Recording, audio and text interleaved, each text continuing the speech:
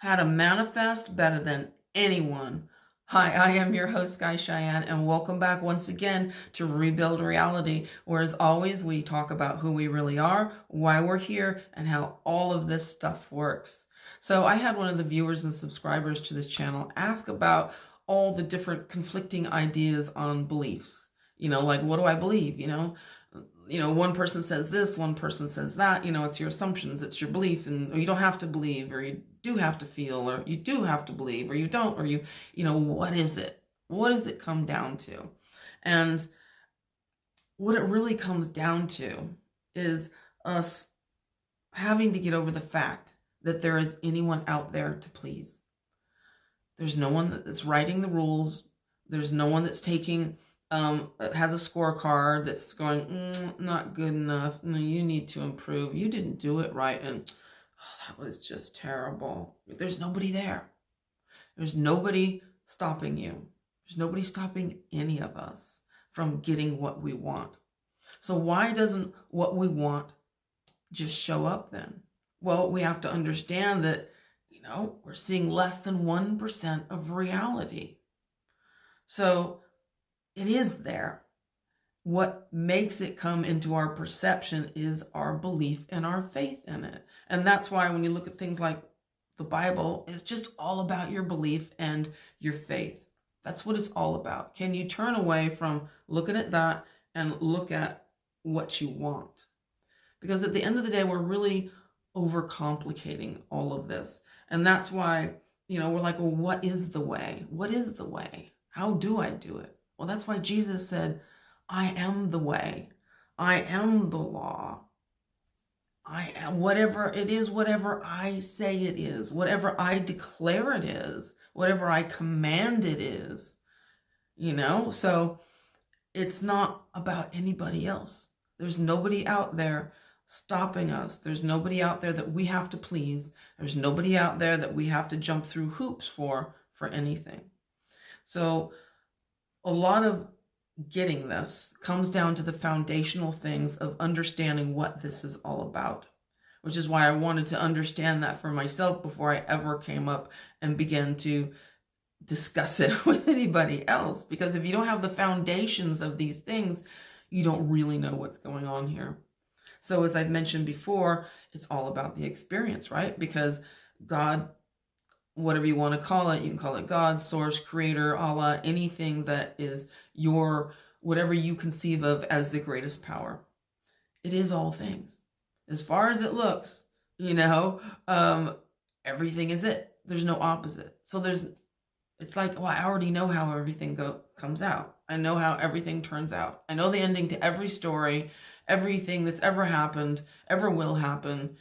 Yeah, I already know. Well, it's probably not kind of that fun, maybe, wouldn't it be cool to have someone else to experience things with, to do stuff with, to go places with, to have opinions and to do all these things with? Well, that's what experience is. So you can think of it like this. So we have, let's say, the God source, which is we can view as like a white light. If we put that white light through a prism or a crystal, well, suddenly that one thing becomes a multitude of things, a multitude of different expressions, different colors, different vibrations, all doing different things, being different things. And this is what's happening. So God looks around and says, there's nobody else but me. We look around and say, this place is crowded. There's like lots of there's all these opposites, the things that aren't me. But if we look up and we're like, oh, actually, it is me. It is all me. So this is where quantum physics gets kind of its string theory, where it's like, oh, everything's connected. Well, yeah, but if you go one step beyond that, it's everything is literally one thing. It's not. It's just appearing as different things. So all we've got here, just like a prism, is a reflection. So everything that's going out there, that's happening in your life, is the contents of your mind, because that's the projector. Remember, we talked about how the thought goes out. That is the electrical component. That is placing your order. What brings it back is the emotional part of it, the feeling part of it. And this can be, so it's like a tape loop, right? And electrical, magnetic, if we're breaking it down on a physical level. But this can be a negative kind of tape loop or a positive tape loop. So we can keep running the same old negative story if we're keep looking at the reflection, because that's what everyone does, don't we? We're like, yeah, we start swimming in the direction of the feeling good stuff. And then we're like, life happens, we get distracted by it. We let it rule us. We let it overcome us. We let it control us. And that's where we have to stop. That's what has to change. We have to be like, you know what?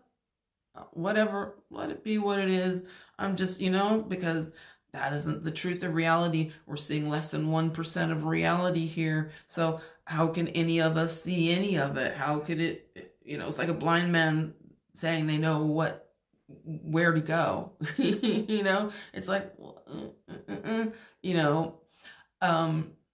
we just kind of have to put together these base foundations and understand these things, that it's just the reflection. It's not real. There's nothing opposing us. There's nothing that can stop you. There's nothing that control you. There's nothing that has power over you, because it all comes from here.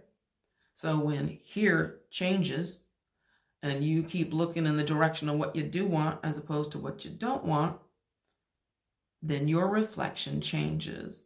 Otherwise, it's like trying to get we're like frowning. Why don't you smile? Why aren't you happy? Why aren't you having a good time? And it's like, well, how can the reflection do that if you're not doing it?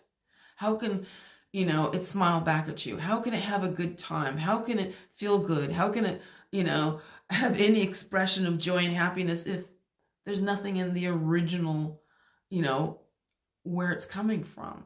It can't show you that.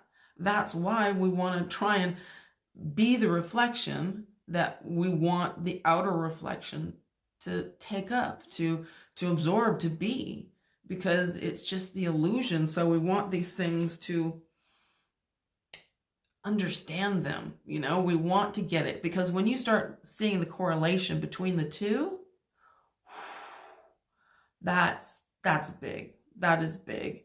And understanding that, don't worry about the techniques. Don't worry about the processes. Don't worry about the steps, all these different things, because it's whatever you say it is. Whatever is going to work for you, whatever one you want to take up that feels the most powerful for you, that makes you feel good, and then you make it a practice. You don't, because otherwise we'll just go right back asleep again. We're like, oh yeah, that was a great video. Well, I want to, and next thing you know, we're off the rails again. So you write it down as an affirmation. You refer to this, or you refer to that, or you have a practice that you do. And that's what keeps it in your, I'm keeping it up, I'm keeping it alive, I'm keeping it alive. This story, not that story. I'm keeping this story alive. I'm putting my energy into this story, the story I want. I'm shining my light, my big spotlight on that story, not that one. So, and then the reflection changes. And this is how it works. We can have that negative tape loop going, or we can have the positive tape loop going. And that's what we want, right? So when we understand kind of these foundational things, that it doesn't matter what technique, what process, it's whatever works for you. Whatever you can believe in and makes you feel good the most, go with that one. That's the one for you. And that's how you can manifest better than anyone, when you understand these things. So I am your host, Guy Cheyenne, and thank you for being here with me once again on Rebuild Reality. Thank you for liking. Thank you for subscribing. And I love your wonderful comments. Of course, as always, I love it when you guys, rock my comment section. It's nice to know who's out there. It's nice to know you guys too. So I'm going to see you here next time on Rebuild Reality, and I look forward to it.